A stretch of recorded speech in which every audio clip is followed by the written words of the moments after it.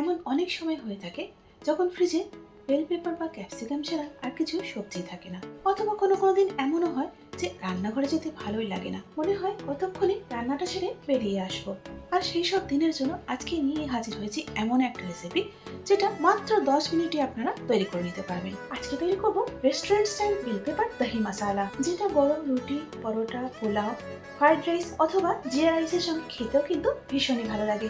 আর সবচেয়ে মজার বিষয় কি জানেন, কোনো রকম ঝামেলা ছাড়াই খুব সহজে মাত্র 10 মিনিটের মধ্যে ঘরের রোজকার উপকরণ দিয়ে কিন্তু এটা তৈরি হয়ে যায়। চলুন এবার তাহলে দেখে নেওয়া যাক কি করে তৈরি করতে হয় রেস্টুরেন্ট স্টাইল বেল পেপার দহি মশালা। যেহেতু বেল পেপার দহি মশালা, সেই জন্য এখানে হলুদ এবং লাল দুই কালারের আমি বেল পেপার নিয়েছি, আর এগুলোকে বাইট সাইজের কেটে নিয়েছি। যদি আপনাদের কাছে না থাকে সেক্ষেত্রে ক্যাপসিকাম দিয়েও আপনারা করতে পারেন। এখন কড়াতে রিফাইন্ড অয়েল দিয়ে দিচ্ছি 1.5 টেবিল চামচ। এবার বেল পেপারগুলো একটুখানি সতে করে নেব। এই কাজটা কিন্তু হাই হিটে করতে হবে, আর বেল পেপারগুলোকে কিন্তু নরম করে ফেলা যাবে না। বেল পেপারগুলো ক্রাঞ্চি থাকলে তবে কিন্তু খেতে ভালো লাগবে। বন্ধুরা, যখন বেল পেপারটা সতে করবেন দেখবেন তখন খুব সুন্দর কিন্তু একটা গন্ধ ছাড়বে।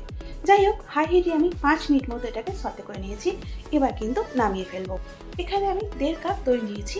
এবার এর মধ্যে দিয়ে দিচ্ছি 1.5 টেবিল চামচ ধনের গুঁড়ো, এর সাথে জিরে গুঁড়ো দিয়ে দিচ্ছি 1 চা চামচ, দিয়ে দিচ্ছি 1 টেবিল চামচ কিচেন কিং মশলা।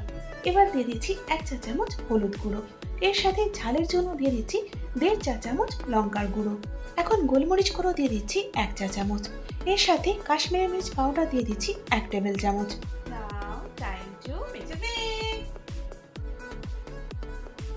সমস্ত মশলা দইয়ের সঙ্গে খুব ভালো মতো মিক্স হয়ে যাওয়ার পর এখন এখানে দিয়ে দিচ্ছি 1.5 টেবিল চামচ ছাতু। এর পরিবর্তে আপনারা বেসনও দিতে পারেন, তবে বেসনটা দেওয়ার আগে একটু শুকনো খোলা নেড়ে নেবেন, তারপর দেবেন। এবার ছাতুটা বাকি মশলার সঙ্গে ভালো করে মিশিয়ে নিচ্ছি। এখানে দই ও মশলার মিক্সচারটা তৈরি হয়ে গেছে। এবার এটাকে সাইডে সরিয়ে রাখবো। এখন কড়াতে রিফাইন্ড অয়েল দিয়ে দিচ্ছি 3 টেবিল চামচ। ফোড়নের জন্য এখানে দিয়ে দিচ্ছি 2 টুকরো দারচিনি, 3টে ছোট এলাচ ও হাফ চা চামচ গোটা জিরে। এখানে গরম মশলা খুব বেশি ব্যবহার করলে ক্যাপসিকামের যে গন্ধ সেটা নষ্ট হয়ে যাবে, সেই জন্য এখানে খুব হালকা করে মশলার ব্যবহার করতে হবে। এবার ফোড়নটাকে কিছুক্ষণের জন্য নাড়াচাড়া করে নিচ্ছি। এখানে দুটো মাঝারি সাইজের পেঁয়াজকে একটু পাতলা পাতলা করে কেটে নিয়েছি, এখন কড়াতে সেটাই দিয়ে দিলাম। এবার পেঁয়াজগুলোকে লো টু মিডিয়াম হিটে ততক্ষণ পর্যন্ত নেড়ে নেব যতক্ষণ না পেঁয়াজগুলোর থেকে কাঁচা গন্ধটা চলে যাচ্ছে আর এগুলো একটু নরম হয়ে যাচ্ছে। মিনিট 4-5 ভাজার পর পেঁয়াজগুলো একটু নরম হয়ে গেছে। এখন এর মধ্যে দিয়ে দিচ্ছি 1 চা চামচ আদা বাটা ও 1 চা চামচ রসুন বাটা। এখন লো হিটে আদা রসুনটাকেও পেঁয়াজের সঙ্গে ভেজে নেব যতক্ষণ না এগুলোর থেকে কাঁচা গন্ধটা চলে যাচ্ছে। আদা রসুনটা পেঁয়াজের সঙ্গে ভেজে নেওয়ার পর এখন দিয়ে দিচ্ছি একটুখানি লিক। আমার কাছে ছিল সেই জন্য দিলাম, এটা না দিলেও চলবে। এরপর এখানে দিয়ে দিচ্ছি তৈরি করে রাখা দইয়ের সঙ্গে মশলার মিক্সচারটা। এখন লো টু মিডিয়াম হিটে এই মশলাটাকে ততক্ষণ পর্যন্ত কষিয়ে নেব যতক্ষণ না মশলা থেকে তেলটা সেপারেট হয়ে যাচ্ছে। শুরুতে দইটা একটু পাতলা হয়ে যাবে, তারপর সময় নিয়ে যখন এটা কষানো হবে তখন কিন্তু বেশ অনেকটাই গাঢ় হয়ে যাবে।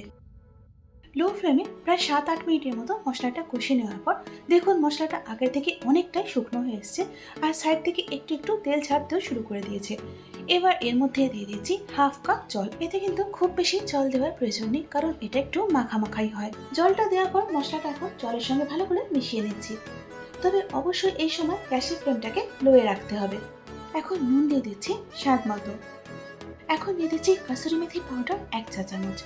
যেহেতু 1.5 কাপ দই দিয়েছি সেই জন্য ব্যালেন্স করার জন্য এখানে দিয়ে দিচ্ছি 1 চা চামচ চিনি। এর সাথে দিয়ে দিচ্ছি হোমমেড গরম মশলা 1 চা চামচ। এখন আবারও সমস্ত মশলা খুব ভালো করে একবার মিশিয়ে নেব। এবার দিয়ে দিচ্ছি বেল পেপারগুলো। এবার বেল পেপারগুলো সরিয়ে সরিয়ে মাঝখানটা একটুখানি ফাঁকা করে নিচ্ছি। এবার এর মধ্যে দিয়ে দিচ্ছি 1 টুকরো সিলভার ফয়েল, যাতে করে ধোঁয়াটা দিতে পারি। দিয়ে দিচ্ছি জ্বলন্ত কয়লার টুকরোটা আর ওপর থেকে কয়েক ফোঁটা তেল। ধোঁয়া ওঠার সঙ্গে সঙ্গে চাপাটাও দিয়ে দিলাম। এভাবে 2 থেকে 3 মিনিট রেখে দেব। এখনও গ্যাসের ফ্লেমটা কিন্তু লোতেই রেখেছি। মিনিট 3 পর ঢাকাটা খুলে নিলাম। কয়লার কাজ শেষ হয়ে গেছে, সেই জন্য এটাকে তুলে নিচ্ছি। এর সাথে সাথে সমস্ত কিছু খুব ভালো করে মিশিয়ে নিচ্ছি। সবকিছু ভালো করে মিশিয়ে নেওয়ার পর এখানে দিয়ে দিচ্ছি একটুখানি ধনেপাতা কুচি, আর ধনেপাতা কুচিগুলো মিশিয়ে নিয়ে তৈরি হয়ে যাবে রেস্টুরেন্ট স্টাইল বেল পেপার দহি মশালা। এখানে রেস্টুরেন্ট স্টাইল বেল পেপার দহি মশলা তৈরি হয়ে গেছে। চলুন এবার এটাকে পরিবেশন করি। তাহলে দেখলেন তো বন্ধুরা, কত সহজে আর কত কম সময়ের মধ্যে তৈরি হয়ে গেল একদম রেস্টুরেন্ট স্টাইল বেল পেপার দহি মশালা। আর এটা আপনারা বাড়িতে অবশ্যই কিন্তু একবার ট্রাই করুন। ডিনারে গরম গরম রুটির সঙ্গে এটা খেতে কিন্তু দারুণ লাগবে। আর তৈরি করে খাওয়ার পর আমাকে কমেন্টস করে অবশ্যই জানান আপনাদের কেমন লাগলো। আশা করি আজকের এই রেসিপিটা আপনাদের ভালো লেগেছে। যদি ভালো লেগে থাকে তাহলে একটা লাইক করে দিন, আর তারই সাথে বন্ধু বান্ধব এবং আত্মীয় পরিজনের মধ্যেও শেয়ার করে দিন। আর এইরকমই সহজ সহজ ও নতুন নতুন রেসিপির জন্য আমার চ্যানেলটাকে সাবস্ক্রাইব করে আমার পাশে থাকুন। তার সাথে পাশের বেল আইকনটা প্রেস করে দিন, যাতে করে আমার পরবর্তী ভিডিওর আপডেটটা সবার আগে আপনি পেয়ে যান। এতক্ষণ আমার সঙ্গে থাকার জন্য অনেক ধন্যবাদ।